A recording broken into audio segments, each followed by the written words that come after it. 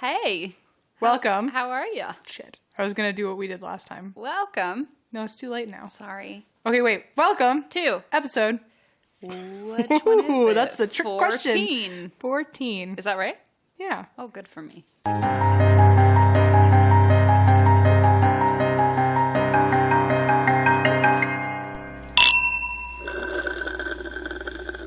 How are you? I'm so fab. I'm just glad it's Friday. I got held late at work today, so I'm like so happy to be gonzo from the office. I stayed late at work today so I could finish these notes. Oh, wow. Because I actually get out at 5 now, but I clocked out and then just stayed an extra hour just to have somewhere to sit and finish my notes. Nice. So that's what I did on my Friday. We are so cool. You know, I think this is exactly what our parents dreamed we'd be like. Yes. Why do you drink this week? Let's just jump right the fuck into this. Totally. I drank this week because, oh my God, it was horrible. I got home from work yesterday and I'm on this spiritual kick. I don't know why, but it's probably... I feel like every other episode you're on a spiritual kick. I am, and I go through phases and I feel like living in LA does not help, living in such a hipster part of town. And so I was researching I was like, oh, numerology and guardian angels and spirit guides and crystals. And I came home and my boyfriend was in his scrubs from work. Where he's a legit scientific logical doctor. Right. He's a physician's assistant and he came home from the emergency room exhausted after a shift. And he's like, how was work? I was like, let me tell you about crystals and human design. The thing he cares the least about. Oh, and he hates that shit. And I was like, human design readings and all this stuff. And he was like, interesting. And then finally I was like, oh, how was your day? And he was like, I had to tell someone that they had cancer. And I was like, what do you mean? And that's why he fucking drinks. Literally. And I pulled a beer out of the fridge. I was like, here you go. Because I felt How do you tell someone that? Terrible person. And I was like, tell me it was skin cancer. He's like, it wasn't skin cancer. And I was like, oh no. And I was like, tell me they were 90. And he's like, he was 40 and his girlfriend was with him. And it was awful. Does he have a chance?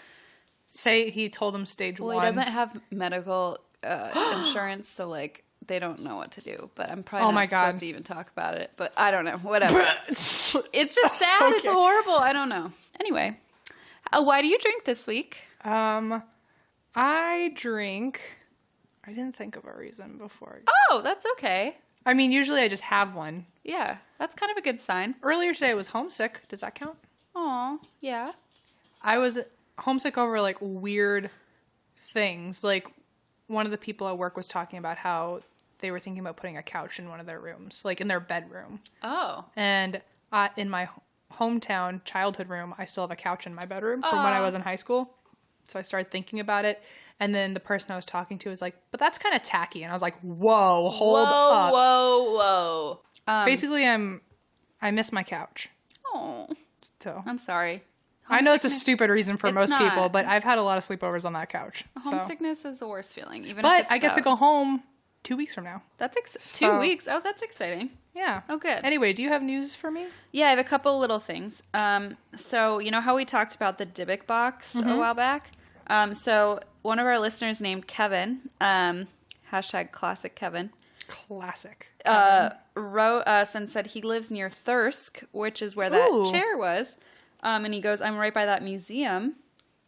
And he was like, oh, I'll go and take photos and send them to you of the chair on the wall. And I was Shut up. I was like, you have to sit in it. I just want him to sit in it. What an asshole. But I told him I'm not liable for anything that happens. Right. And then he goes, take my advice wholeheartedly, but then don't think of me when the repercussions but come. I don't want anything to do with the outcome. But then he said that he would, I was like, what I said was don't haunt us if something happens to you. As long as you promise you won't haunt us, go sit in the chair. He goes, I'll just be hiding in the Dybbuk box if you need me. And I was like, okay. Classic Kevin. Hashtag classic Kevin. Then, it's just weird shit has been happening. Remember Carl Tanzler and his fucking how corpse? Could I forget? Frosty the Snowman corpse. So apparently several people have messaged me and been like, oh, I had a crazy neighbor named Carl with a K. Mm-hmm. And then I thought about it and I was like, I also had a crazy neighbor named Carl with a K in Cincinnati.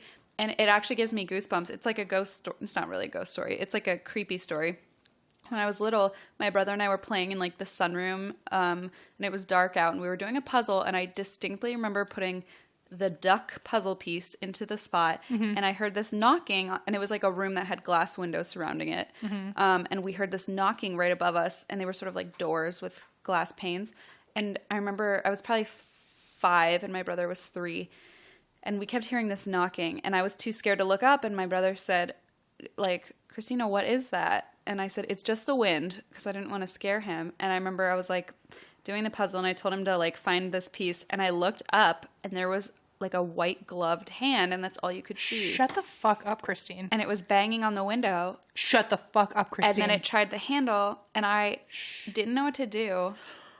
And all I saw, and then like the person or whatever saw that I was looking at it, and all I saw was a hand, and it stopped and it waved at me, and that's a fucking clown. It gives me goosebumps, and all I said was, Alexander, let's go find Mom. And I like stood up and I was like, come with me. And I grabbed my brother and we ran to find my mom, and she was on the phone with her friend in Germany.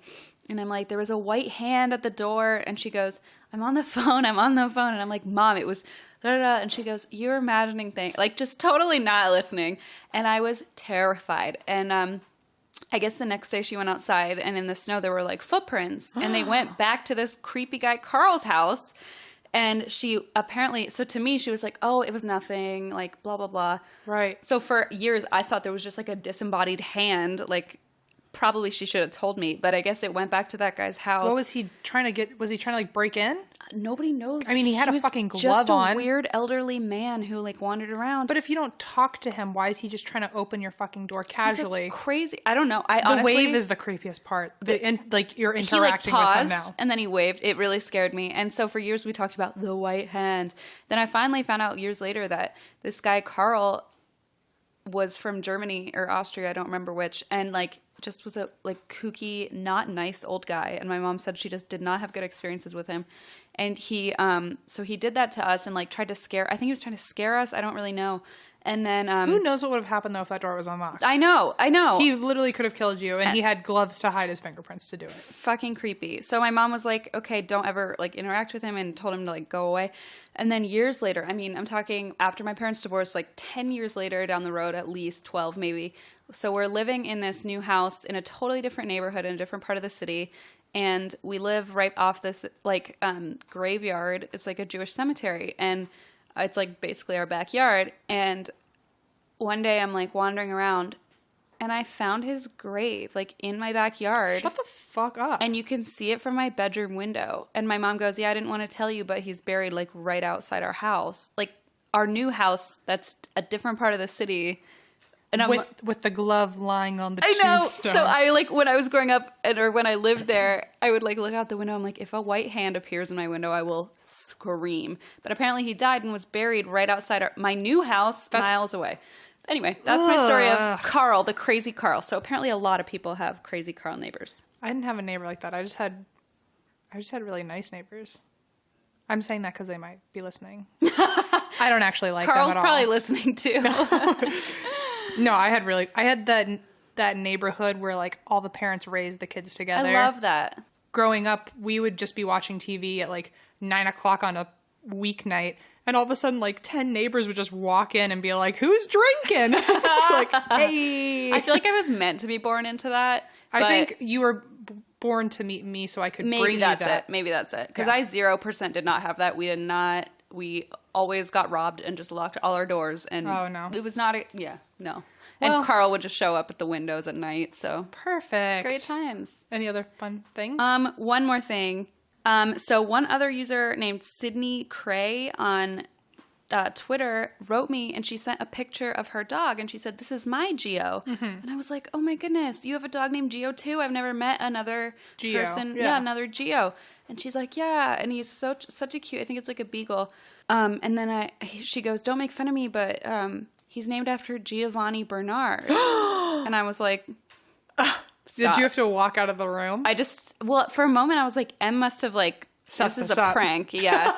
And I was like, my dog's named after Giovanni Bernard. I was like, are you from Cincinnati? And he's a Bengals player, by the way. I'm like, are you from Cincinnati? And she goes, oh no, he was just on my fantasy football team And I was like, yeah, that's why I named my dog that, because he was on my fantasy football Basically, team. you were looking in a mirror and having a conversation. Super weird. And she's like, I live in Denver. Like, I don't live in Cincinnati. But we both named our dog Giovanni Bernard. And my dog, or my brother, every time he's mad at Gio, will go, Giovanni. Anyway, that's all. I just wanted to kind of throw out some fun little facts. I think we both are very interested in our stories, and they're both very long, and God forbid you have to edit any more videos.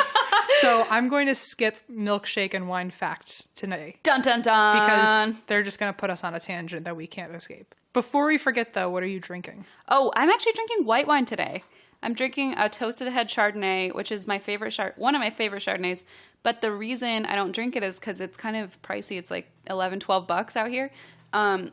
And my brother went to Coachella and like stole it from not stole it, but he took it from the house of the people that he was staying with.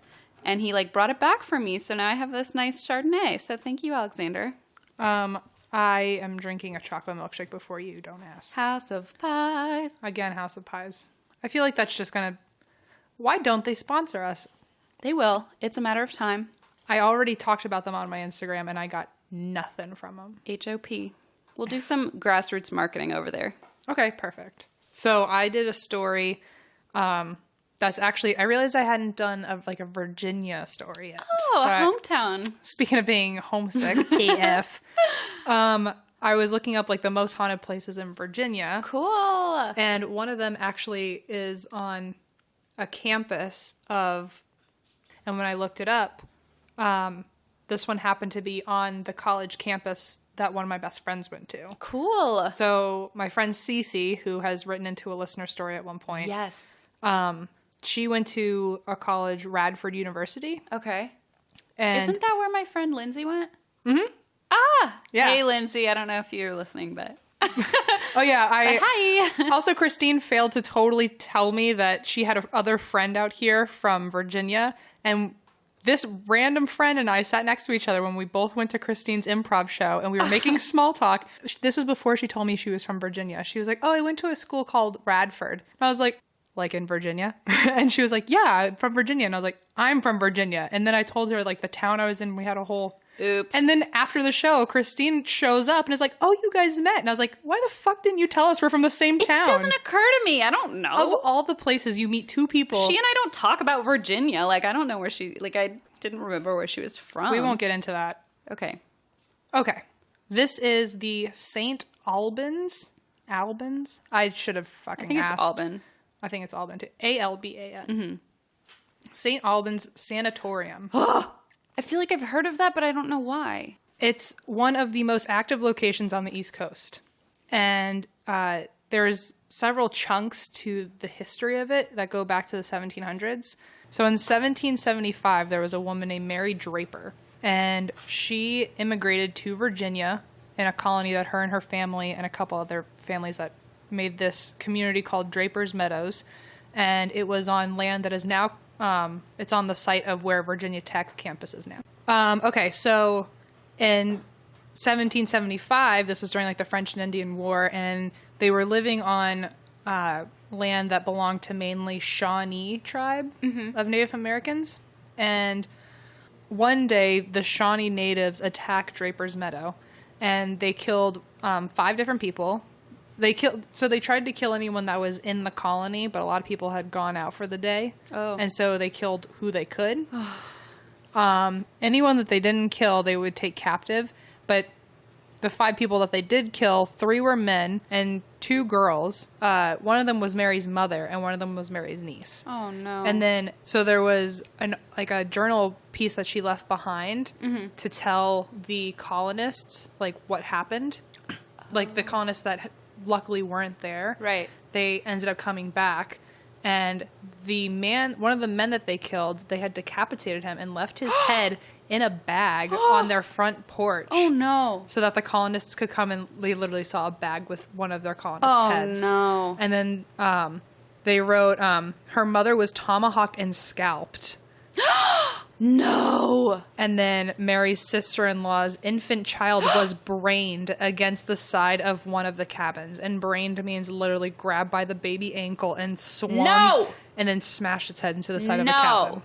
Wait, who wrote this art? This is what the colonists wrote about that day, like the aftermath. Oh, no. So, like I said, if anyone survived, then they ended up being held captive if they were there. Right. So Mary got held captive with her 2 sons and then a man and another woman who all of the stories only know her as the Old Dutch Woman. So, you know, that's the title she has now. So Mary, her 2 sons who were 2 and 4 at the time, and then the old man and the Dutch woman. And once they were held captive, Mary was taken as a servant, and her sons were sent away to be adopted by the natives. Oh, so she had to, like, wow. serve to her own fucking kids while they were being raised by someone else. Oh, holy shit. So, like, in the same tribe, they were... Yeah. Oh, wow. And so Mary, like, couldn't do anything about it, so if she wanted to escape, she couldn't take her kids.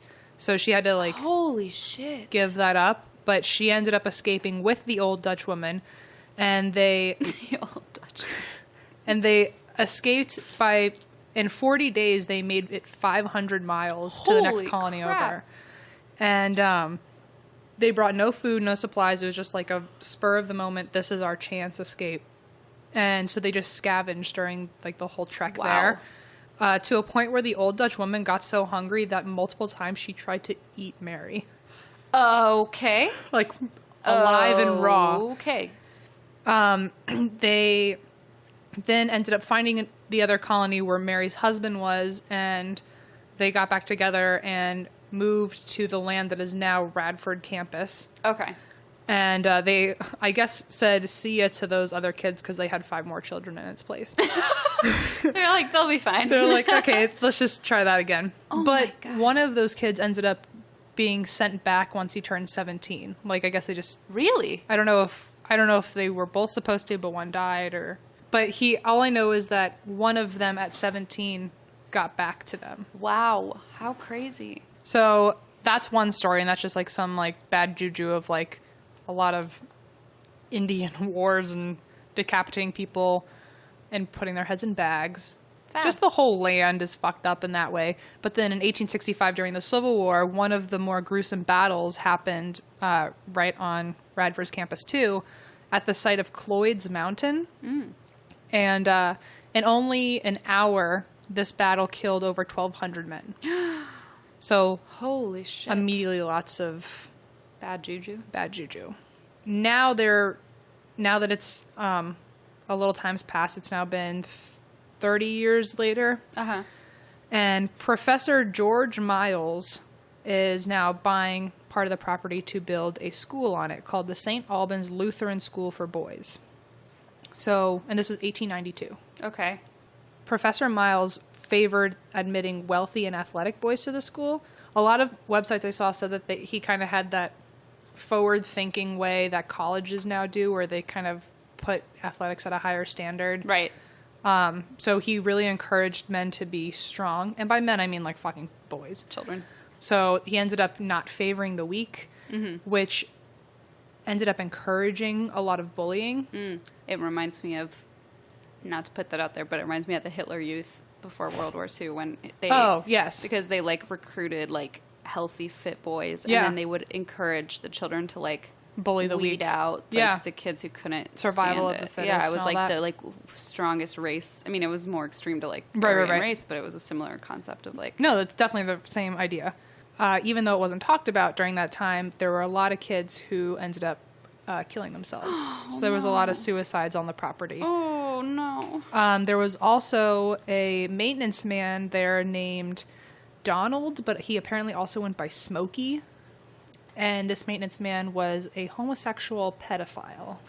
Oh no. And he had raped and killed at least one of the students, maybe more. Raped and killed? Definitely raped and killed. Probably raped more, maybe killed more. Holy shit. I mean, if people were just committing suicide, he probably could have just killed them and said it was a suicide or something like that. Yeah. And back then it wasn't as... people right. didn't... I mean, it's not like there was like DNA. Like you could just say he killed himself and people would be like, okay. Oh no. So who knows? But here is a quote from one of the yearbook editors in 1904. I guess there was a quote about the school in a newspaper article specifically that said, "The atmosphere at the school is rough and competitive. It clearly favors the stronger and made short work of the more cerebral types, such as one student, Mr. Runyon." And then the yearbook editor in 1904 had a picture of Mr. Runyon in the yearbook. And the caption was, "E. Blackburn Runyon did not return after Christmas, much to our sorrow, as it put a stop to the football games on the terrace, in which he figured prominently as the football." No! So they just kicked the shit out of him all the time. What a dickhead. Yeah. What is wrong with these people? Also, what a fancy way to, like, cover up the To fact be that you're like, talking about, right. oh yeah, he was bullied and killed himself, but we're just gonna still call him a fucking Oh, we're football. so sad. We're so mad that you took away our football games, asshole. How dark and twisted. And a lot of kids, if they didn't kill themselves, they just ran away. And they would just report them missing and then never found them. God. So, when the stock market crashed, Miles ended up losing funding for the school, and admissions started depleting. And after only being open for 12 years, it closed in 1911. Oh, wow. Probably for good reason. So 4 years later, in 1915, Dr. J.C. King bought the school and saw potential for it to be a new state-of-the-art mental hospital. Oh, no. Of course. That's not a good sign. Because if it wasn't an abusive school, it might as well be a mental hospital in the 1900s. Same difference. So this was 1915. So this was like the beginning of psychology and psychiatry being taken seriously. And so he vowed to make this a mental facility that worked towards actual rehabilitation, which was unheard of at the time. Yeah. Because back then it was like you could put them somewhere and then expect to A, never see results, B, never see them again. Right, just leave them there. Just like be like, see you never. And this was the first one where he vowed that he wanted to see like recovery results. Wow, okay. In 1916, the first 4 patients were admitted, and had like on the cusp, like cutting edge therapies for its time, including, which is actually like not a bad idea, they had a fully functioning farm with a vegetable garden, flower garden, dairy herd, and poultry coops. Wow. So that way they had, I think there was, let me see if I wrote it in here. There was an article, there was like a brochure from the time that talked about it, and it had some very old-timey way of phrasing it of like, a sample of out-of-door activities. And that was the moment where I was like, is outdoor short for out of door? That, like, literally reading this. Out of doors. The brochure said, gives them a sampling of out-of-door activities. And I was like, weird. I was like, I'm pretty sure that's the long version of outdoor, and I'm just learning this today. I guess I never thought about that, yeah. Yeah, I was like, Out of door. I guess outdoor would mean that you're out of the house, but you can't call it an outhouse. Because, you know. This is a sample of our outhouse. We could... in the brochure. we could go on about that forever. Anyway. So that's something I learned today, is that outdoor is actually shorter than what it used to be. You know. This was also to offer them employment and recreational therapy. Basically, it was giving them a sense of purpose and that they were helping, and very progressive. super like progressive. More progressive than a lot of prisons. Like this was literally over 100 years ago, and someone was doing something smart. Even currently, they're trying to get that Yeah. into prisons and Yeah. Yeah. I mean, that was like the one thing in this whole story I agreed with. I know. I see a light, but I feel like it's going to be extinguished very soon. Yeah, you see the light thinning. Mm-hmm. So the sanatorium, I mean, if you're going to call it a sanatorium, that's your first fucking problem. Totally. But they also had these new revolutionary methods to help patients, get better. No. Oh, no. In quote, get better. Because their favorite choices of method were electroconvulsive therapy, lobotomies, hydroshock therapy, and insulin coma therapy. And all other forms of current mental torture, I'm sure. Ugh. So since psychiatry was so new, these patients were basically considered lab rats at the time, because all the doctors were just excited to have someone to like experiment their new procedures with, and they just assumed, oh, well, because it's new, it must be better than the old stuff. But it was actually really fucking bad. Like hydroshock therapy, like you would either be mummified with icy cold towels and then left overnight, and you're like strapped to like a table. Are you serious? Yeah. Or they would just shoot you with a fucking fire hose of iced water that like literally burns through your skin. Why would they ever think that that was a revolutionary treatment? Because it shocks you out of being whatever level of... It just makes you be quiet? Like, I don't... I don't know. I don't know. So the dead usually outweighed the living. No fucking surprise. Well, great. So much so that the sanatorium also built their own morgue on site. Great. So that was a cool thing to do. Fabulous. For those who survived, there were long-term effects such as skull fractures, seizures, severe memory loss, hysteria, no shock here, long bouts of depression. Oh, no. And also, can you believe it, PTSD? So, oh my God. wouldn't you? Fucking yes. To all of the above. So there were a lot of documented suicides here too. So that just adds on to the suicides from the boys that were there. Bad juju. Mm-hmm. And by the 1940s, they had treated over 6,500 patients. Wow. But in that time, they had only had 48 staff members in 25 years that were taking care of 6,500 patients. Shit. So like no one was actually really being like watched or monitored really cared for. And these are the people who need them. It's like they were basically grabbing patients and being like, we haven't experimented on you recently, and then drag them into a room. Oh, for God's sakes. So in 1980, they began to expand to keep up with new facilities with like new methods and stuff like that. Right. During this expansion, there was a murder. Oh, no.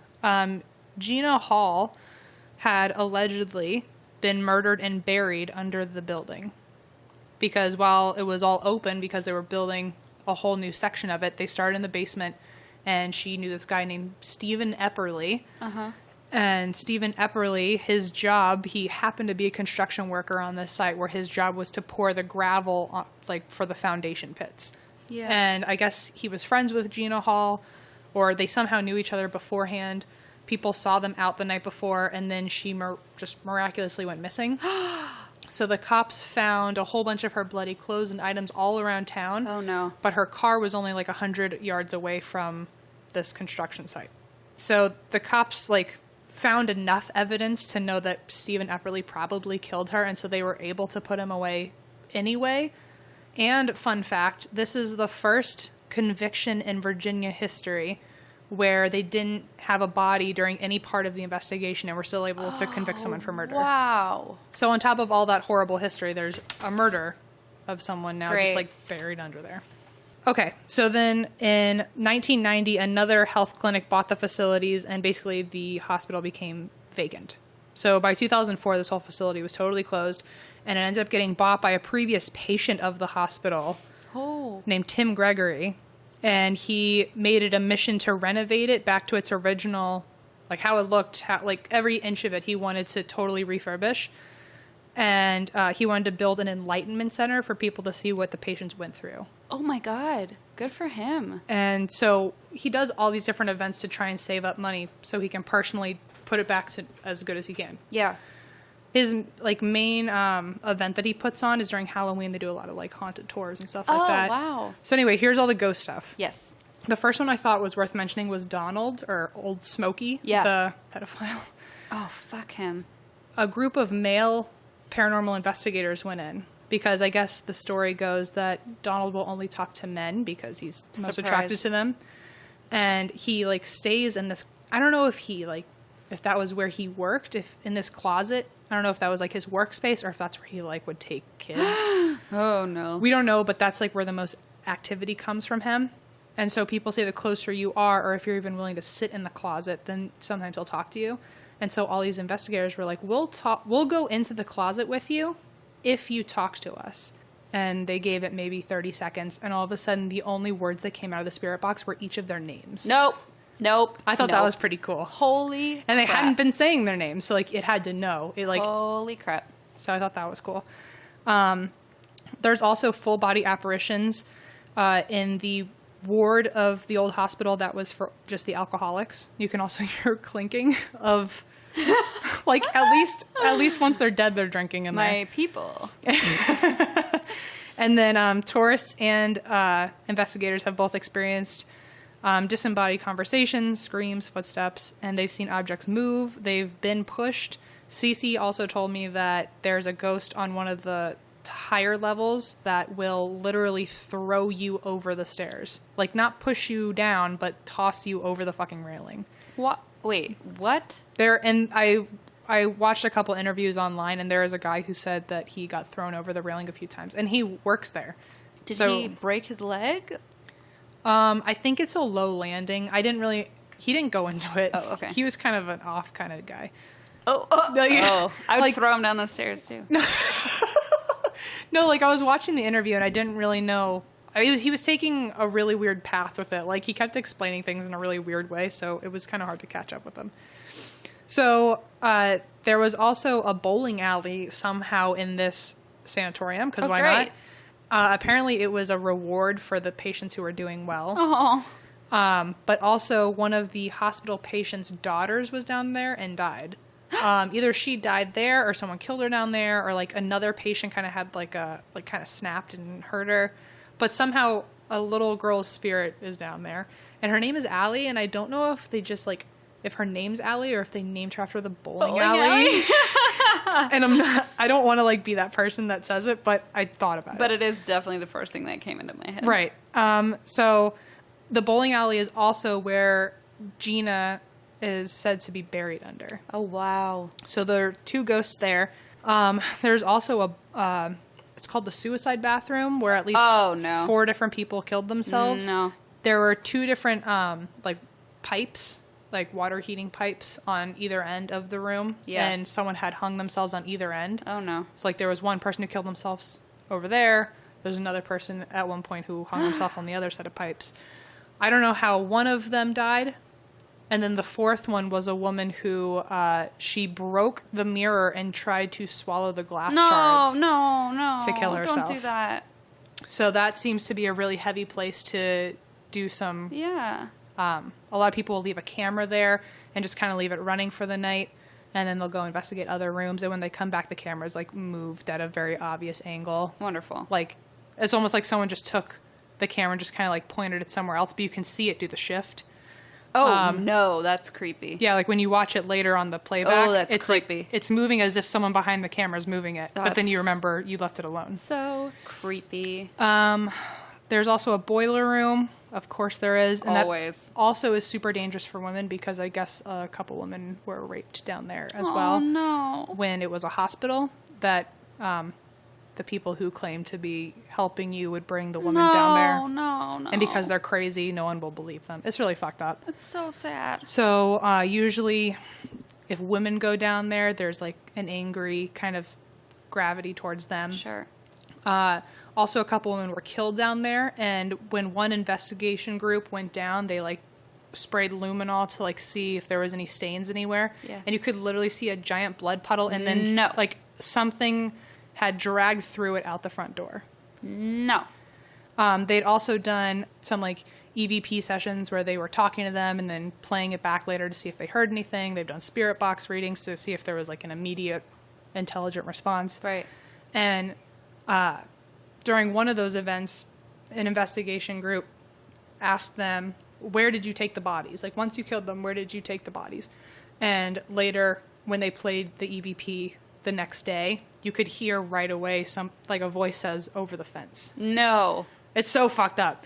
One of the things that you're about to get really about is half of the next page is all just responses that they have gotten. This thing is my favorite thing about this story is that the thing that seems to work the most there are spirit box responses. Oh no.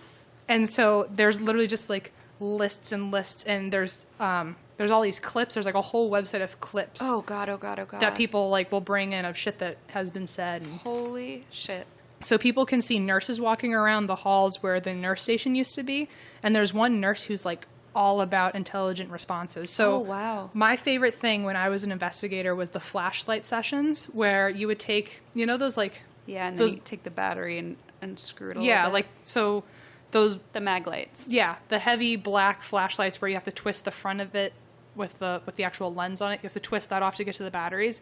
If you twist it and get it so it's just ever so light that when you touch it, it can go on or off, and then leave the flashlight somewhere, you can use that as a yes or no game of turn the light on if it's yes or no. Blah, it doesn't blah, blah. use much It doesn't take much. It's so light that if there's no draft, essentially it won't go on or off by itself unless someone's pushing on it just a little bit. That's one of the creepier ones I've done. Was my favorite. I love that kind of stuff. So the nurses are really good at the flashlight game, and I was watching a couple sessions last night that people had done where the best way to do it is bring in multiple flashlights. That way you can say, okay, can you turn this one off, or can you turn this one on, or can you turn both of these on? That way it's not like random. It's like, well, maybe it was a draft, maybe it turned off by itself. Right. You can see like an intelligent, like one time we had like an EMF detector going off where it was like green to red baseline. Right. So if there was anything near it, it would go all the way to red, but if there was nothing there, it would go green. And we had all of the EMFs in a circle around the room. We had like 12 of them lined up all around the perimeter of the room. And we asked, if you're here, can you run around and hit all of the machines? And it was so cool to watch each one go red by itself. No. As if like you could see someone running around. Holy shit. So anyway, that stuff gets me. But the nurses are very nice, but they'll totally listen to you during the flashlight stuff. Wow. That one was really cool. That's crazy. Also, this one's really sad. He doesn't die before you like make a weird thing, but there was a service dog that someone brought in because they wanted emotional support. I don't blame them. Yeah. And the dog who, like those things, they have to be trained. Like they have to be, if they're like a real service dog. Oh yeah, they go through a lot of training. Are super obedient and disciplined. And this dog refused to go upstairs. Like there's video footage of this dog lying down, so he was heavier to drag. Poor baby. Then he got up and was desperately yanking on it. Poor baby. And then he ended up grabbing his own leash and just booking it and like let his like owner drag behind him. Poor was like, baby. I'm not going in there. Smart pup. So just more proof that animals know everything. They do. They're smart. People get scratched on the staircase. People will get thrown off of the stairs. There were a couple guys actually who have all interviewed at different times, not knowing each other, saying that they had gotten thrown off the stairs, but right beforehand they blacked out and saw like this giant muscular man, but a clear body, like you could see through him like Casper, but like they used the phrase like a rippled, jacked muscle man with the head of a goat. Oh, what? Yeah. And wait, what? And that's the thing that shoves you over the railing. No. What the fuck? And these were like big men. Like one of the guys was like clearing 300. And they all said that they saw that same thing? They all, on different occasions, in different years where they didn't know each other, had all said this. That is not okay. And that was the thing that like threw them over the stairs. Don't ever go in there. Another thing is a priest came at one point, and the people that came with him went blind temporarily. What? Temporarily. This priest was also shouted out by name down the hall where nobody was. And he wasn't even dressed like a priest. He hadn't told anyone he was with that he was a priest. Oh, ew. Like, it just knew and was like, Father Johnson. Ew. There's a man in a 1950s suit with an old camera who will walk around the perimeter taking photos of the house. Ew. Like, a lot of people have come in and been like, who's the guy taking pictures what is that downstairs? And he looks like he's wearing like a really like old jacket that he must have gotten from a thrift store. He must be a hipster. Yeah, exactly. And then they're like, oh no, he's been around since like almost 100 years. Yikes. There's also a whistle room. What? Where a lot of people have heard a whistle. Someone like whistling a song. Ooh. And because of that, other people over time have gone in and like whistled to hear if something would do anything back. So they'll whistle a random song, and when they leave, all of a sudden they'll hear a whistle of a different song. Like in the room that they were just in. Nope. There was also a guy who was on his very first investigation, so clearly he, go big or go home, went to the most haunted fucking place on the East Coast. For real. And he didn't know what to say because he had never tried talking to a ghost before. He didn't really know like what to ask. So he just sat in a room by himself, and he's like, what's your favorite music? And you could hear someone say blues. And he got it on his recorder. Holy shit. So you can hear someone say blues. And then as he was leaving the room, he heard a banjo play. No. Yeah. Like only a couple chords, but like you could hear a banjo as he left. Oh, that gave me chills. Okay, so this is the last thing. I also have a link that I can put on my Twitter or our social media. But it's a link to a couple of these EVPs that were pretty neat. I will listen to them, but not tonight. Tomorrow in the daylight. Perfect. So this is just a list of some of the many things that has been said. Okay. So this is all through the Spirit Box or through EVP sessions where they listen to the recording later. Cool. But these are all at least Class A EVPs. So Class A is like they didn't have to really alter it at all. If anything, they just put the volume up so you can hear it better. Wow. Okay. Because like There isn't, like, there's like A, B, and C, and then there's a D, and then there's a fucking G, which literally stands for garbage. But yeah, I was gonna say, what the hell is G? Like, pretty sure I'm a class G person. Amen. So these are all, at least, if they're not spirit box and recorded, it's like there's video footage of the spirit box saying these things, they're at least class A EVPs. That's crazy. Are those like rare? Yeah, most are class B, but they're up to suggestion, because you could tell someone it says something, and then because you told them about it, they're like Suggestible, yeah. Yeah, like they're gonna hear it. Sure. But class A is usually like everyone hears and hears the same thing. Oh, see, I feel like I usually hear the class B ones just because it's people who like post them on the internet, and they're like, "This is what I hear," and I'm like, "It really? says I'm awesome." Yeah, and I'm like, really? Okay, so the first one is there, and these are just responses. I don't really know what the questions were. Okay. But there has been, there's footage of them saying, "What's your name?" Mm. In a response to someone asking where you are, there was a response that said Radford, which is fucking creepy. Yeah. Another one said, "Don't come back." No. Another said, "I'll kill you." Oh, shit. Another said, "I want to play." Yeah, that's enough. I don't know if that's like a little boy wanting to play, or if it's like the little girl wanting to play like bowling, or if it's like, "Oh, you want to play a fucking game? I'm a demon and I will kill you." That's how I take it. There's another that said, "Please get home," which is a very proper way of saying get the fuck out. Is that what that means? Please get home. Oh, I just wanted to say, please get home safely, but like, it doesn't seem as nice as that. One tour brought a woman in who was also investigating, and as soon as she came in, they weren't hearing anything all night. But when she walked in the room, they got, "Who is she?" When asked how many of you are here, it said, "All around you." Okay, I don't enjoy that. Another one said, "Die." Another one said, "Kill them." As if like it's not just, they're not talking to one ghost at a time. It's like all of these fucking soldiers and natives and little boys and people, like patients from the hospital. And suicide victims. They're all just like high-fiving each other, being like, "Kill them," or like, "I'll get this one." Why? There's one here that does say like, someone says like, "I'll kill them," and then you can hear another one. Like on the EVP, you can hear two different voices. No. And one says, "I'll kill them," and another one says, "No," which was nice. Oh, good. Thanks. And then like you could hear, I don't know if it's the first one or if it's a whole other one, but it said, "Let me do it." It's so fucked up. What the fuck? Another one said, "Murder." One of the investigators sat like on I guess like an old industrial pipe or tank or something like that while he was like trying to interview. He just kind of leaned against it, and you couldn't hear it at the time, but when they went back and played it, you could see him sit down, and then their devices pick up them saying, "Get off of that." There's some like curmudgeon-y ghosts, dude. When asked to reply, one of them said, "Sure, you want me to." Like, what a sassy bitch. I was like, about to say. Sure, I guess. Fucking attitude. Another one said, "Get her," to a female investigator who... No. That was another one you couldn't hear at the time. She was just talking, and in the middle of her talking, you can hear something off the machine say, "Get her." Nope. Like, and that's so sad. Like, she couldn't even hear it. Another one just said hello, which is like... Oh, hello. Like, you're currently the nicest. That's nice. To an intern, by the way. Oh, no. There was an intern by his fucking self investigating this haunted ass house.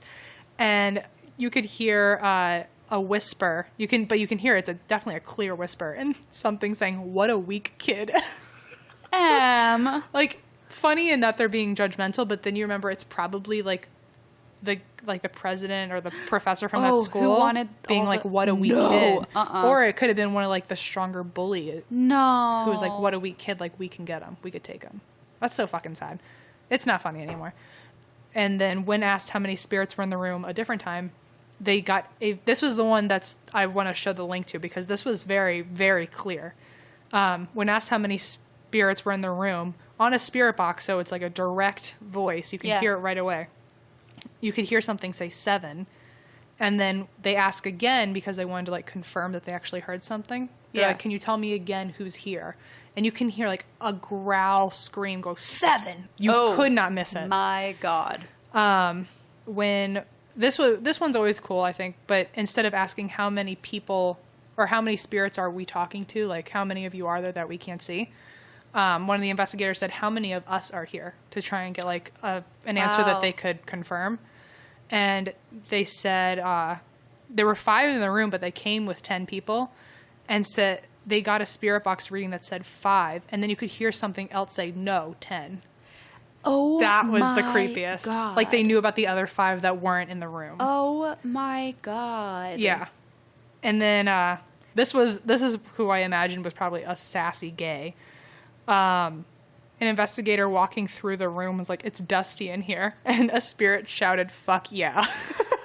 Wait, it just said "fuck yeah"? Yeah. But like you could hear it in the machine being like, girl, I know it's dusty. I live here. Oh my God. The investigator then turned on their spirit box and said, "Are you in this room?" And then there was an answer of no. And then the investigator asked, "If you're not in here, how can you answer me no?" Because like you could hear it directly. It was through the spirit box. Yeah. So he heard no, like I'm not in the room. Right. And so playing his game, the investigator was like, "If you're not here, then how can you answer me?" And you could hear him again say, "I'm not stupid." Oh my God, this is so creepy. And then the last one, which is heartfelt, is one of the female investigators. I don't know why I keep saying female investigators when it's like, I'm not saying male investigators. Fair point. But I think it's because everyone that's involved, like any time, like it's meant something for the story.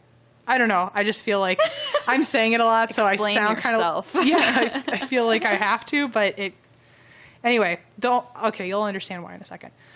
There was a female investigator who was walking around, and over time she stopped feeling creeped out, but she said it out loud to the other female investigator. And she was like, "Oh, like now that we've been here for a little bit, I'm not feeling too creeped out." And they didn't hear it then, but when they checked the recording later, they could hear in a very southern accent say, "Sorry you felt that way, ladies." That's a long fucking EVP. That's a long one. Holy shit. But it's long and kind. In a southern drawl. Oh my God. Okay. You have been talking nonstop about how much this story is freaking you out. My bra off. Yeah, that's what you're... I'm sorry. We're at a whole new stage in our friendship now. There you go. It's been a long time since I've seen a girl take her bra off in front of me, by the way. So thanks for giving me that experience all over again. You're welcome. I do what I can for you. Perfect. Now let's talk about something pretty horrifying. Okay. So you say. Okay. I'm going to tell you the story of Dee Dee and Gypsy Rose Blancharde. Do you know about them? Nope. Great. So they lived in Springfield, Missouri. Dee Dee was a 48-year-old woman. She was a larger lady. She wore a lot of like bright, cheerful clothes. People described her as generous and friendly, extremely loyal to her friends. She was just very much loved in the community. Mm-hmm. And her daughter was named Gypsy. And Dee Dee worked, she didn't work a job because she was a full-time caretaker for Gypsy Rose, her teenage daughter.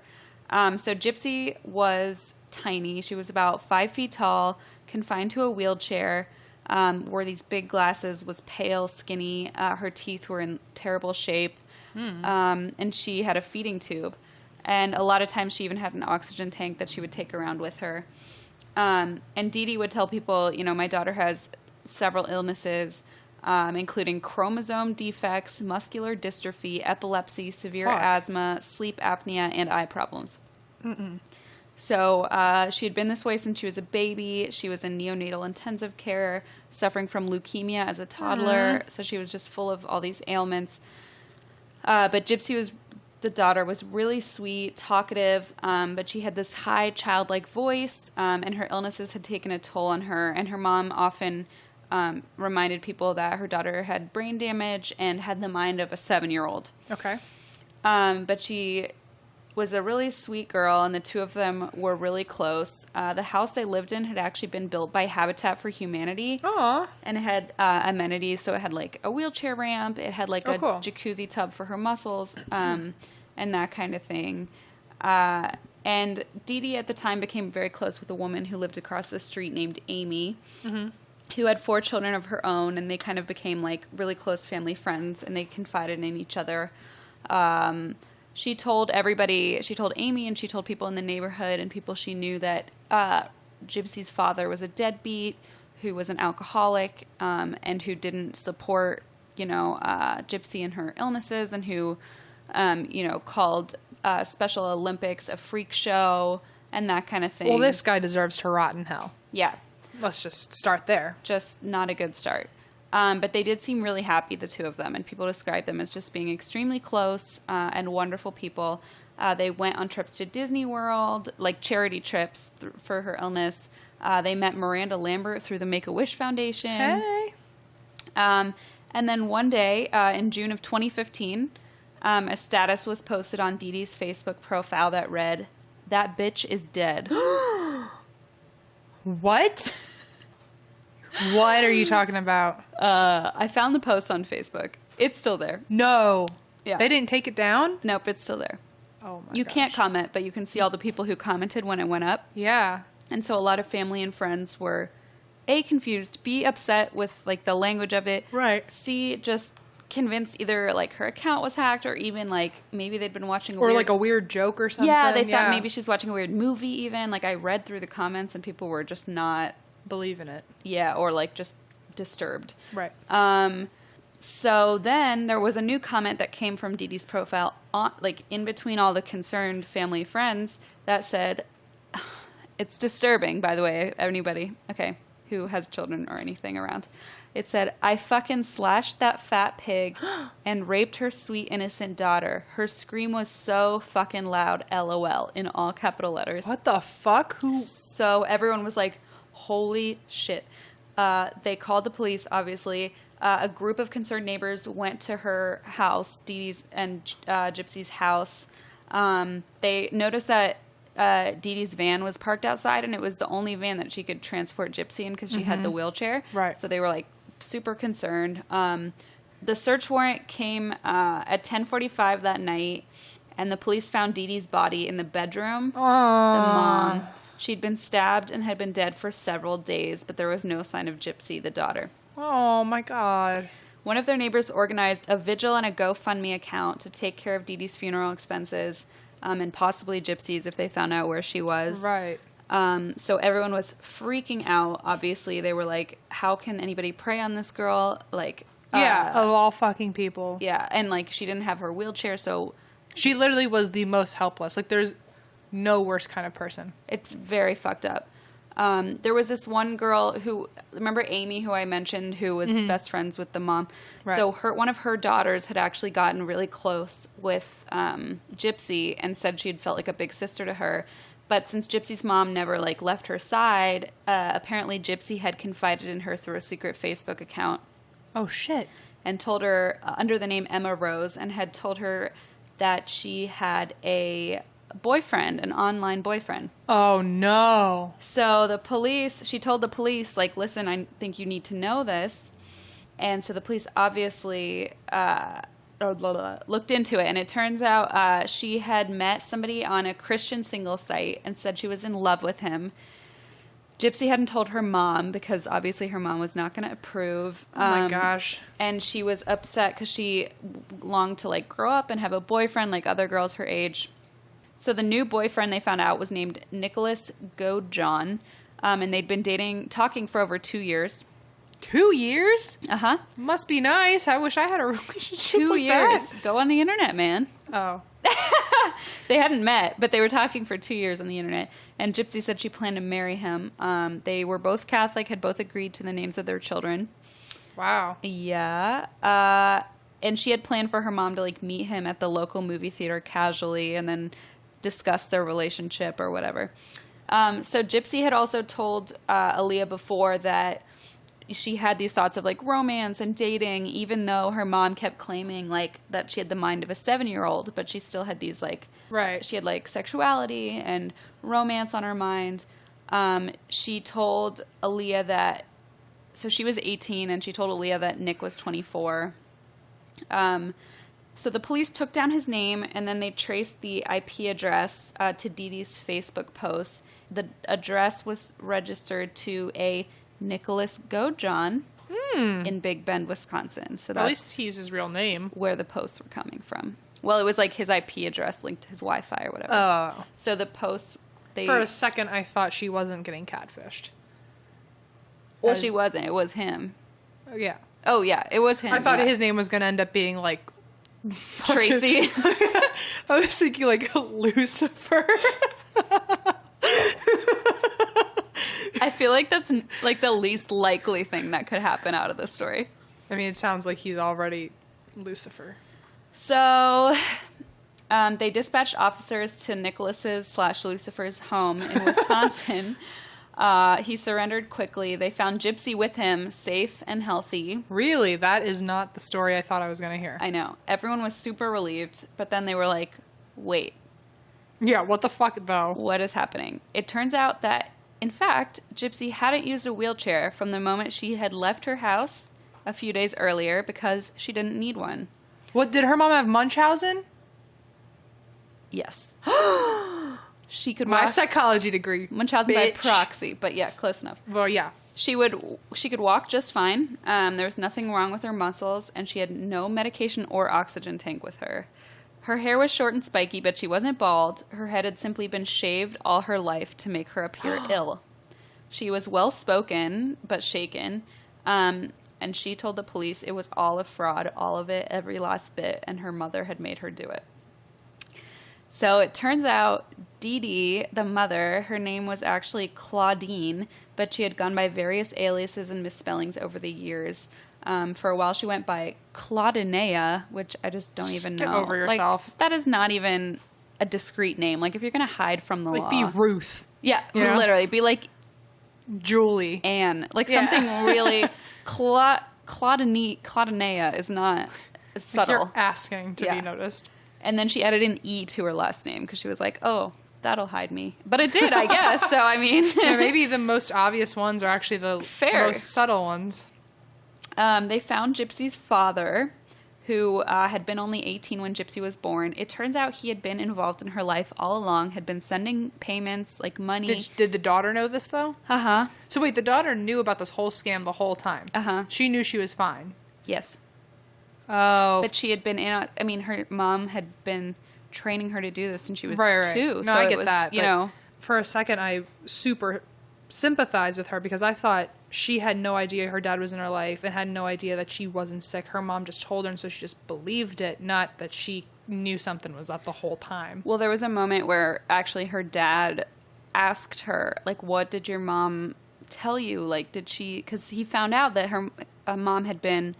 like doing this, like conning people, but like bashing him and being like, he's an alcoholic, he doesn't support her, like da, da, da. And so he found that out after her death, and so he asked his daughter, like, what on earth has she been saying? Like, why was she so friendly with me on the phone? And all that Gypsy said was, mom said, keep your enemies close. And that's all that... What a shady bitch. She could like tell him. She's like, that's just what she told me.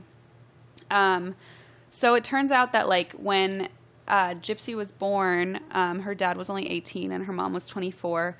And so her dad kind of panicked. They got married, but then he realized, like, I can't be in a relationship with you. This is not, like, what I want. So they got separated. But he gave her money throughout her life, helped support her medical bills, etc. He said later that Gypsy was healthy at birth, but when she was 3 months old, Dee Dee became convinced that her baby had sleep apnea and that Gypsy would stop breathing in the night. And that's when Dee Dee began taking her to the hospital. Rod remembers that the doctor couldn't find anything in spite of 3 rounds of tests and a sleep monitor.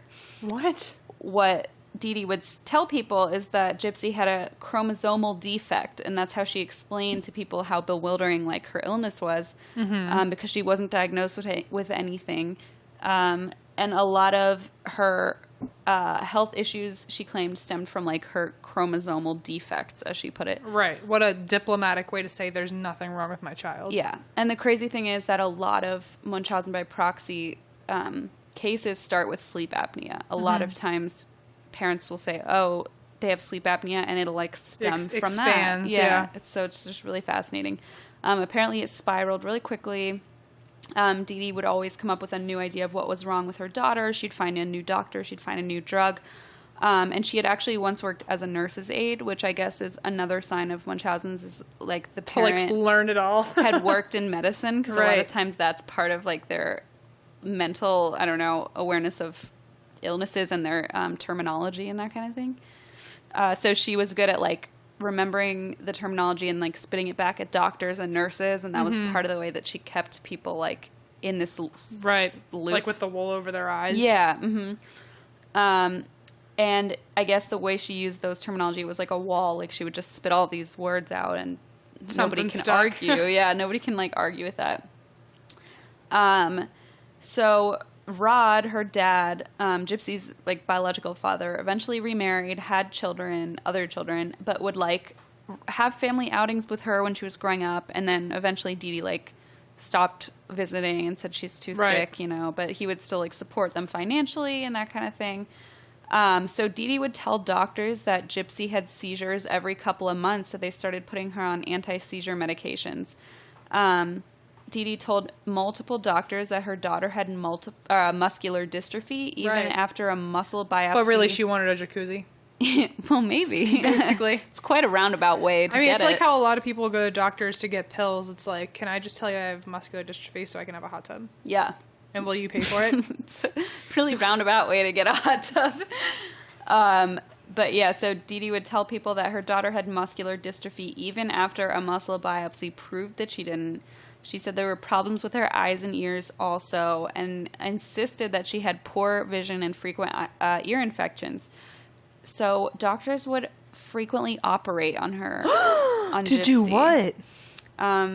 Like they would just like put tubes in her ears and shit when she didn't need it? She had tubes in her ears. She also had multiple eye surgeries. Fuck.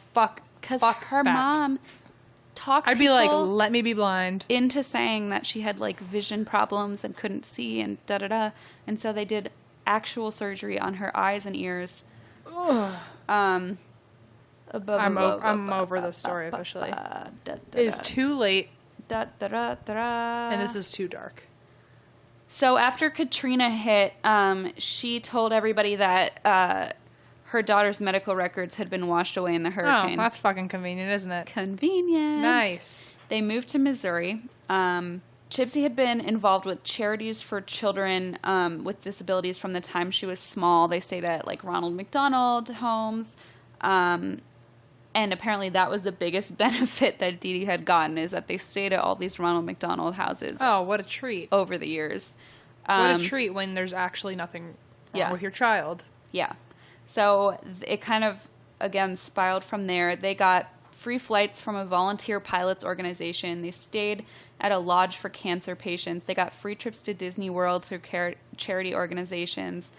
When Gypsy's dad called for her 18th birthday to wish her a happy 18th birthday, and he wanted to make like a joke about, because her mom always listened in on the phone calls, and he tried to make a joke like, oh, you're a grown-up now, like, I better watch out, you know? Yeah. As a dad, like typical dad jokes. Like dad jokes even though you haven't been around this whole time. Yeah, well, like, no, but he was. Like, he still paying visited regularly. They did family vacations together. He paid. So was he at least under the impression that she was really ill? Yeah, because when he said when she was 3 months old that the mom was like, no, she's so sick. Like, she has to get... Right, he did tell me that. And so he was like, oh my God. So he paid for like all her medical treatments.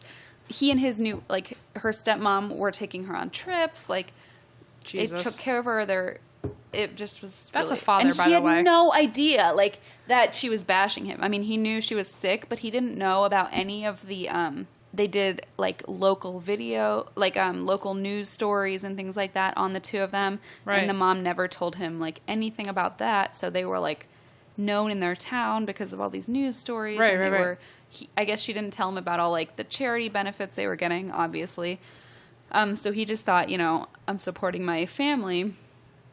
But so anyway, so he called on her 18th birthday to make like dad jokes about like, oh, you know, like every girl's 18th birthday dream. Fabulous. You're where do I sign? 18. And Dee Dee said she thinks she's 14. You can't talk to her like that. And it's like, he was like, that's strange. And that was one of the first signs where he was like, that, like, what does she mean? Like, that doesn't seem normal. So the first time Rod, her dad, saw Gypsy walk was in a news report on on Gypsy's arraignment hearing in Wisconsin. Nobody had prepared them. Christy, his new wife, her stepmother, saw the video on Facebook, and Rod said when he saw Gypsy walking on her feet, his first reaction was, I was so happy that she was walking, because it didn't even occur to him that, like that she wasn't sick. Right. It was just like, oh, it's a miracle despite her illnesses. One of the things she said was, like, the most frustrating thing was when they would go to doctors when she was younger, and her mom would tell them, like, she had muscular dystrophy, and she was like, I had perfectly healthy muscle mass in my legs. I didn't have really how do you skinny... lie to doctors about that? She was like, I didn't have really skinny legs like most people do, and she was like, it was so frustrating that doctors weren't like, what? Like, yeah, it says a lot about all the doctors you ever saw. But at the same time, they interviewed a lot of the doctors, and they were like, you know, if the mom is insisting that in other, like, she's been diagnosed with this since she was a baby, and, like, her records got washed away, and she's super ill. Wouldn't it be somewhere in her, like, blood, though? Like, couldn't you do a test? Like, draw some blood and... They did muscle biopsies, but, like, I feel like it's a line as a doctor of being like, you can't be like, you're faking, and then, did your, like... Oh, I don't know. This is just too fucking weird to me.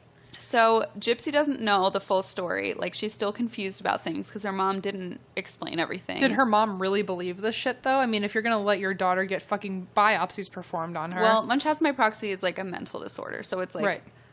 You're not I'm saying, though, did she... Like, so she definitely saw... Like, she was in this world where this was... Like, she had no sense of having conned anyone. Oh, no. I think she knows it wasn't real. I just think the way that it works is, like, you have this compulsion to, like... It's weird. She's really, really wanted to believe it. The way they explained it is that... there's malingering, which is a different thing, which is where you purposefully, like, cause That's like symptoms. That's like you'll feed your child too much salt so that they get really, really sick near Yeah, death. you, like purposefully make them ill to, Right. like, con people. And then... But that's not considered a mental illness, but...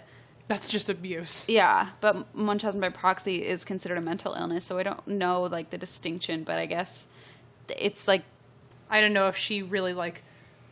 If in her heart, like, she, like, no, she's actually really sick, or if she was, like, part of her knew this was a big fucking lie. I think part of her knew it was a lie, and also she had, like, somewhat of a criminal record and would change her name a lot and would deceive people and wouldn't tell...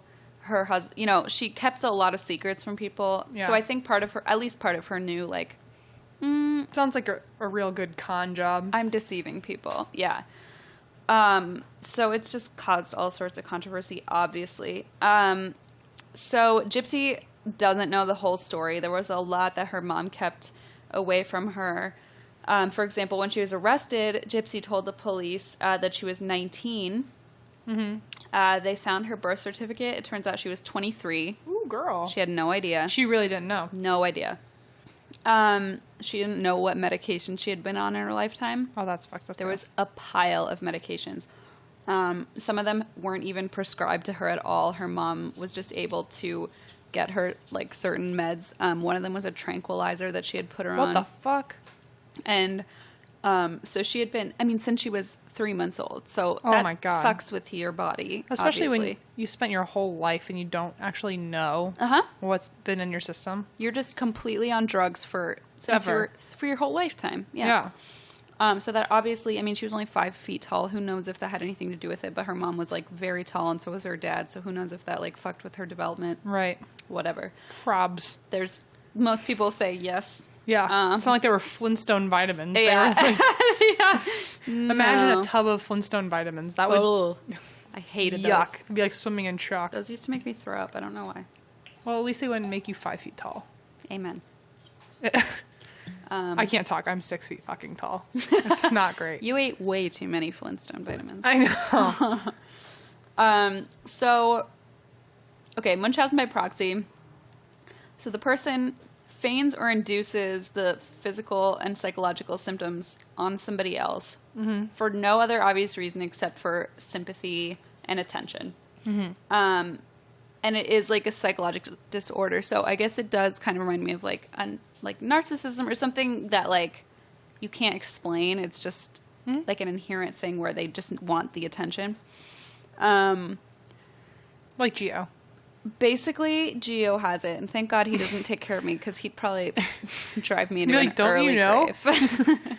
Don't you know all of the problems so with her? ill. Let me count the ways. She's so ill. So, like, as we said, Munchausen is when you do it to yourself, so you make yourself ill for attention. And not to be a spoiler, but it's been enough years, like Sixth Sense. Right. Just saying. Great movie. Most cases? Yeah, most cases. Most cases with the syndrome are mothers. But they have also documented cases of fathers doing this to their children, husbands doing this to their wives, nieces doing this to their aunts, which is just super weird. I guess, well, like, I would imagine an elderly if aunt. you're taking care. Yeah, that's true. That's true, like elderly abuse. And doctors often don't detect it for months or years because it's, like, extremely rare. Like, typically nobody comes in and says, like, my child is so ill, you know, without... Right. It's just a very rare thing. You don't assume as a doctor that, like, they're making it up. Right. And,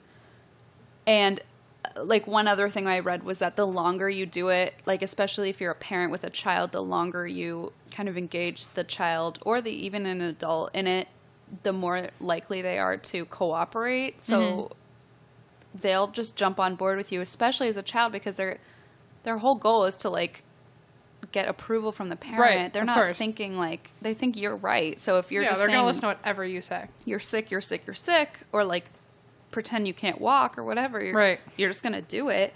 So it's just very twisted and, like, must cause psychological damage beyond all. I can't even imagine. It would be crazy, like, if someone was like, oh, do you want to go do this? You know, this random activity, and now after, like, 20 years of your life, it's like, I don't know, can I? Like, I have no idea I'm actually not capable of. I'm not supposed to tell you I can walk. Like, what? If someone's like, you want to go swimming? It's like, do I? I have literally, like, you've grown up with nothing but someone else controlling your whole life. You have no idea. And, like, limiting you completely. Yeah. And, like, pretending you're 7 years old when you're 15, and actually you're 18, you don't even know it. Like, twisted. Yeah. So she just had a horrible... She kind of had to be hanging out with other 7-year-olds and be like, what the fuck? Like, why is she even giving me this number? Like, I'm not at this mental state. Yeah, can't she pretend I'm at least, like, 10? Yeah. But yeah, so apparently this happens in the adult world too, and there are people who study it. Obviously, it's like it hides in plain sight because, again, people don't assume that you're faking. Right. I mean, you can just run around on crutches all the time and... Yeah, you know especially if it's your child. Like, you don't assume that a parent is lying putting about. them in a wheelchair for no reason. Exactly. And the weird thing about this, too, is that they can't diagnose the mother because, obviously, she's dead, which reminds me of my line of, like, she's a dead fucking corpse or whatever. But, like, she's a dead fucking lady, so they can't diagnose her. Why would anyone want to talk to her? It's like she's basically dead. She's like, basically, she smells so bad, probably. I wouldn't even want to be in the same room, to be honest. Seventh grader is back. But she didn't leave behind any sort of diary or anything. Like, so they can't... The only way you could diagnose someone with a mental illness is if you speak to them. Fucking be there. Right. So they can't technically diagnose her, although... she had, like, a binder of medical information on her daughter, and, like, some of the information she gave to various doctors and some, like, parameters that they usually cite as red flags did fit her pretty clearly. Like, the medical training that she had in her background is a very common thing.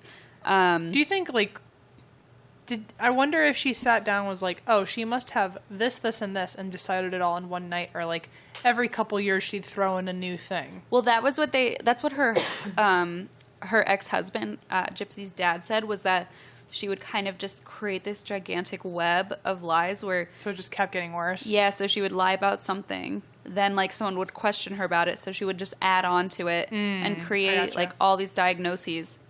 And another thing is that she would always change locations, so they would move around a lot, which is another sign of Munchausen by proxy, because... You don't want to get caught. And you don't leave a clear medical trail, especially with, like, the hurricane took all our... Which, by the way, turned out not to be true because they found the binder of all her medical records. Valid.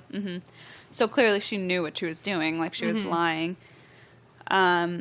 So there is a doctor named Caroline Burton who works for the Mayo Clinic, and she studies, like, adulthood Munchausen by proxy situations. She said she's never seen a case go on for that long. So, like, where she was a baby all the way till she was 23 years old. I mean, so she said she had never seen anything, go on for so long. And the crazy thing, so they looked into Gypsy's medical records all the way back in 2001. So she was born in 91, which is the year I was born. So she's our age at this point. Great. Well, your age. I'm not fucking old. Oh, I'm sorry. I'm sorry. She's my elderly age. Aww. All the way back in 2001, doctors at Tulane actually tested her for muscular dystrophy, and her tests all came back negative. Typical. All scans of her brain and spine were clear. All of those records survived Katrina, unlike her mother had said.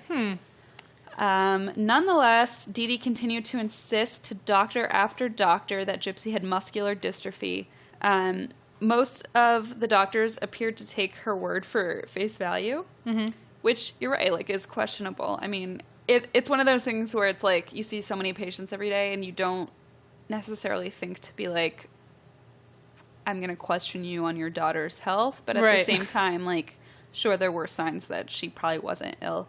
A lot of the doctors, so they took everything for face value and proceeded to treat her for her vision, hearing, sleep, and, quote, salivation problems that her mother said she had, which her mother said were... Salivation problems? Like me with fucking ice cream.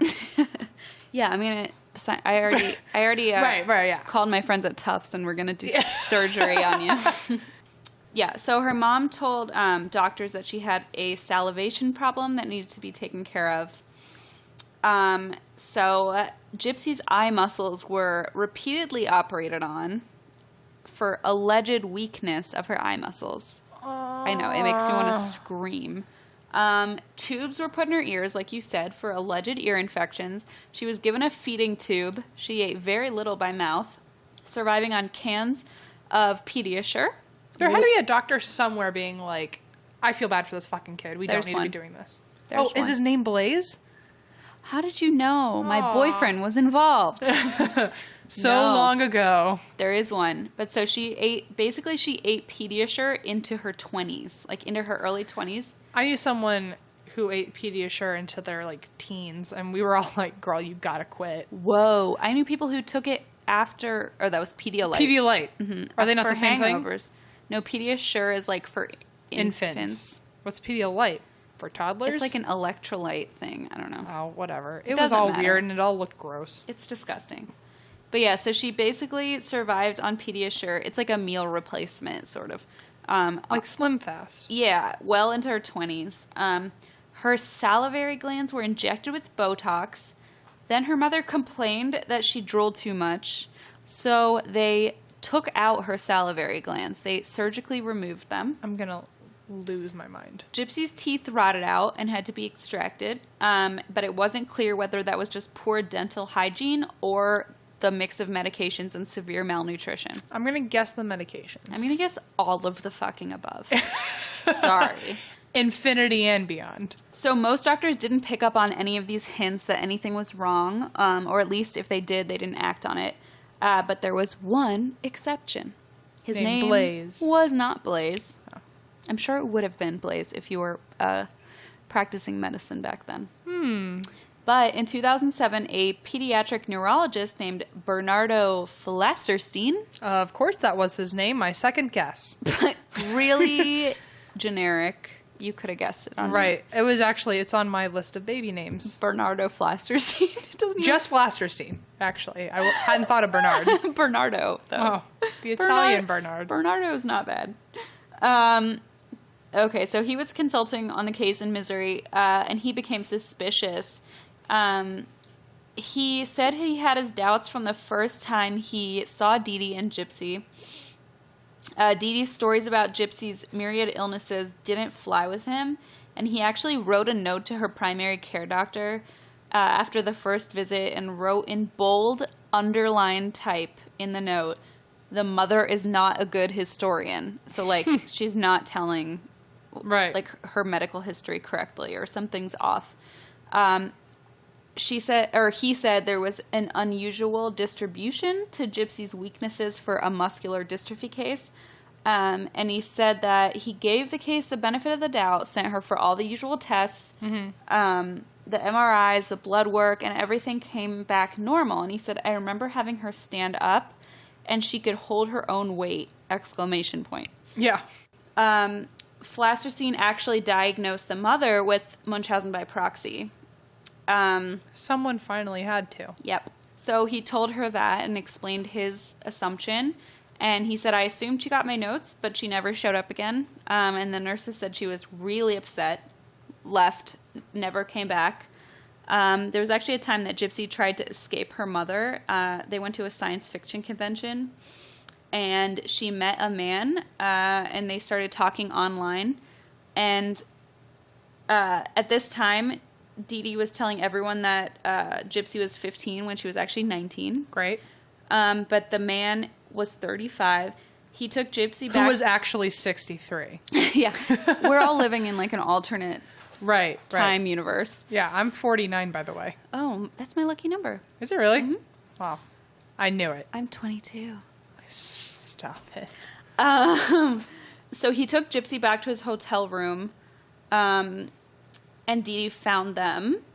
Apparently, she knocked on the hotel room with papers that showed Gypsy was a minor, so the man let her leave. And Gypsy later said that was the moment where she was like, this isn't okay. Like, right, yeah. This isn't normal. I should be able to hang out with people I want to be. Yeah, and I guess that's where she got rebellious and found this other guy online and all that. Except, weren't we all rebellious at one point and found someone online? Yeah, yeah. And it was always stupid. Well, but hers went a little too far. I mean, only a sprinkle. Only a little bit. Only a dash. Mom, I promise I never plotted to murder you. Okay, so can you tell me who killed or who wrote the Facebook thing? Because I really, I'm just itching. And an itching needs to get scratched, you know? Yeah, tell me more about that. It's tall ass. Okay. So actually somebody at one point called the police to do a wellness check because one of the neighbors actually believed that the mom was lying and was like, called the police to check in. The police wrote a report that said clearly Gypsy does suffer from some type of mental handicap because she had been taught to act so well. Yeah. Could it be Stockholm Syndrome? Or maybe. Well, I don't know, 'cause that's really more sympathizing. Yeah. I don't know. But I mean, I feel like it could just be being brought up to be thought. She just said that was her life. She was told this is what's wrong with her, and so she just did it. But anyway, both Gypsy and Nick, her boyfriend, were charged with first-degree murder. They investigated the crime, and it turns out that there were text messages between the two that appeared to discuss and plan Dee Dee's death. One time, Go John, or Nick, texted her, "Honey, you forget I am ruthless, and my hatred of her will force her to die." Holy crap. And you want to be with someone like that? It's my evil side doing it. He won't mess up because he enjoys killing. What the fuck? So this wasn't even his first kill. I don't know. Who the fuck knows? Apparently he enjoys killing. Most people who haven't killed don't know that. Don't know whether or not they enjoy it? Yeah. I have a hunch I don't like killing people. But Gojan apparently referred to his evil side because he and Gypsy had constructed this elaborate online fantasy life where they had these crazy, all these Facebook accounts. They were into like BDSM imagery and would send each other. Meanwhile, mom thinks that she's fucking 7. She thinks she's 7 years old and doesn't know. Like, I mean. Well, maybe that helped her play into that kind of role of being like submissive and. I mean, if you think you're 7, obviously you don't think you're... This is so fucked up. I don't know. Holy crap. If you think you're 7, you're not having violent sex with people. Valid. You should not be having hand-holdings with anyone. No. So they had specific... No. If you're 12 and you're my sister, you should never hold anyone's hand until you're 25. Okay. I'm not even 25. Exactly, Listen to my words of advice. Probably a good move, actually. Thank you. I've made a lot of mistakes. Maybe I shouldn't hold hands until I'm 25. I'm very wise. Okay, they had specific names and roles for each other. Would take pictures of themselves in, like, costumes. Gypsy would dress up as Harley Quinn and pose with a knife. So they were just, like, in this weird world of, like, reality and fantasy mixed together. Mm-hmm. Actually, Gojan had no history of violence. He history of any assault, anything, murder. He was just in this weird fantasy world that they created.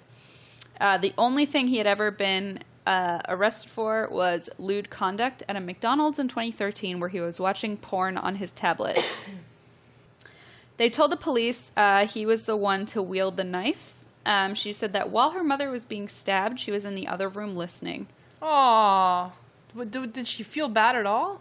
Well, they planned it for months. Yeah, but I feel like even if I were to plan that, I would back out really quick. I mean, if you think about it, it's sort of like an abusive response. Like, you know, true. I mean, those people who are in abusive relationships where they, like, have no control and you just get to a point where you're like, well, there's no other way out. I almost feel like it was that kind of thing where she was like...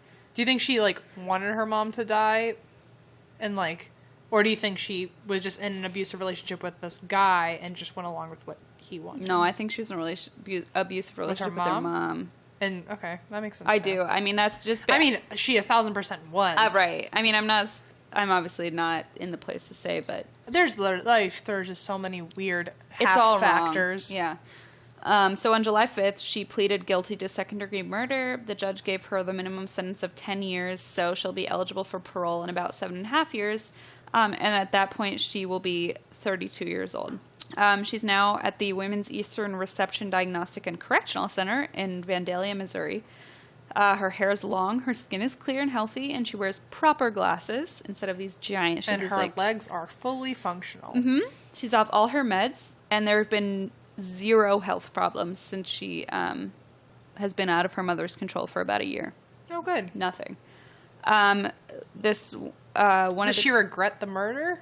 Well, one of the people at the prison said, most of my clients lose weight in prison because the food is so bad, but Gypsy gained 14 pounds in the for her. First year. That's like me in college. Yeah. No, because everyone gains their weight. Yeah. Nobody loses weight in college. About her mother, her opinion seems to waver. The doctors, what she told this journalist was that the doctors saw her mom was so devoted and caring. I think she would have been the perfect mom for someone that actually was sick, but I'm not sick. That's a big, big difference. Isn't that sad?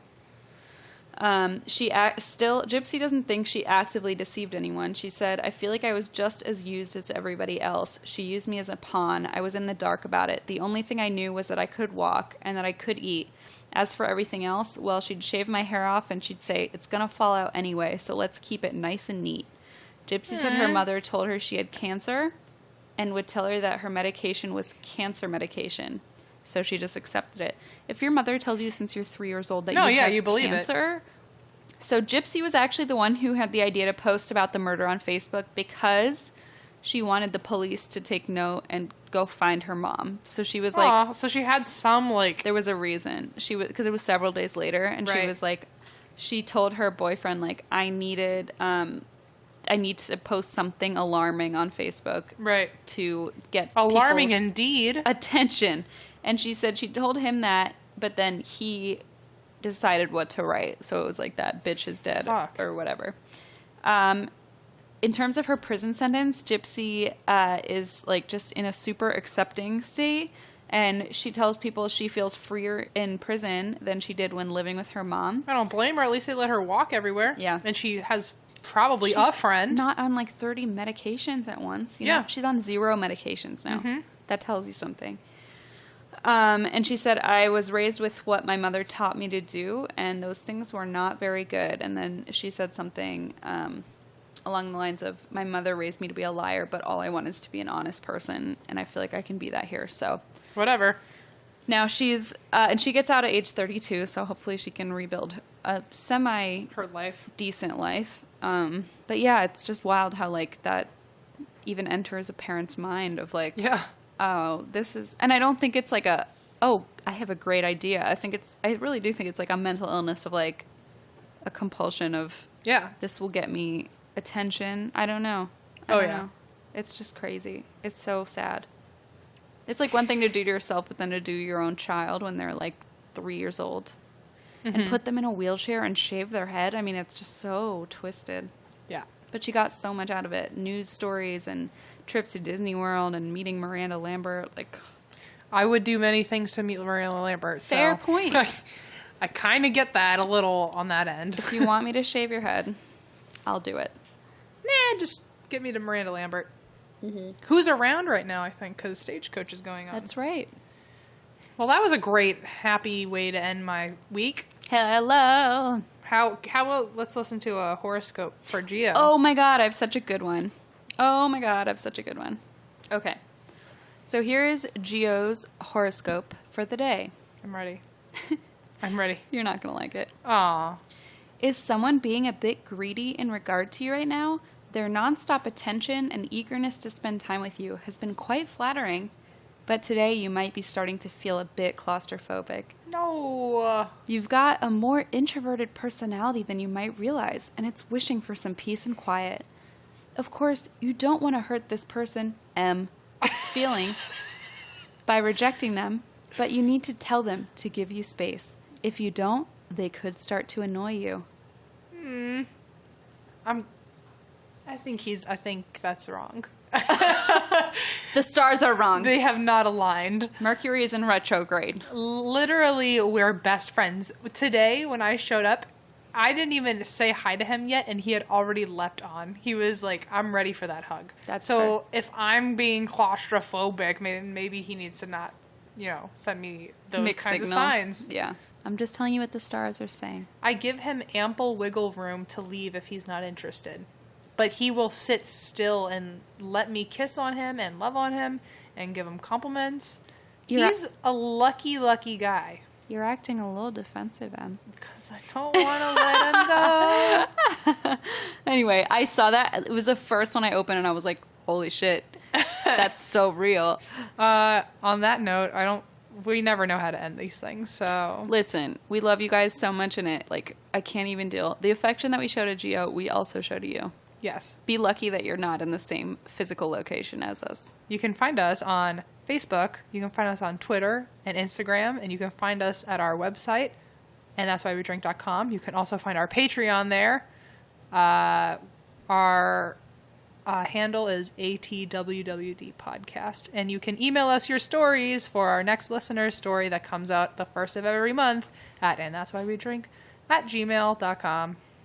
And we want to hear from you, so get in touch, please. And we love you very much. And thank you. That's why we drink. I don't care what you had to say next. Drink. And that's why we Fuck, drink. I thought I finally had it. Okay, 1, 2, 3. And that's why we drink. Jesus.